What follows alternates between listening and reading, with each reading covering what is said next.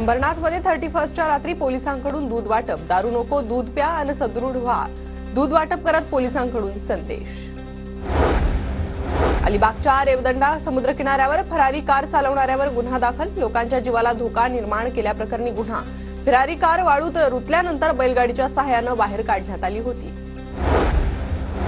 महाबळेश्वरमध्ये पर्यटकांकडून नववर्षाचं स्वागत, वेण्णालेक बोटिंग क्लबला 5 दिवसात 17 लाख रुपयांचं उत्पन्न।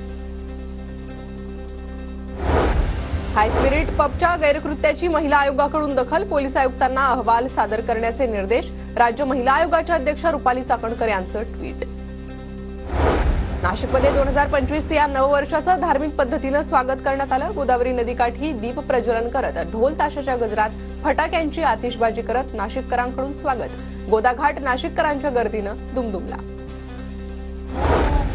छत्रपती शिवाजी महाराज टर्मिनससह इतर 13 स्थानकांमधील प्लॅटफॉर्म तिकीट विक्री बंद, गर्दी कमी करण्यासाठी 2 जानेवारीपर्यंत प्लॅटफॉर्म तिकीट विक्री स्थगित। नववर्षात फडणवीस सरकारच्या राज्यातील शेतकऱ्यांना मोठा दिलासा, सोयाबीन खरेदी मुदत 7 दिवसांनी वाढवली। पणन मंत्री जयकुमार रावल यांची घोषणा, सोयाबीन खरेदीसाठी 561 खरेदी केंद्र सुरू।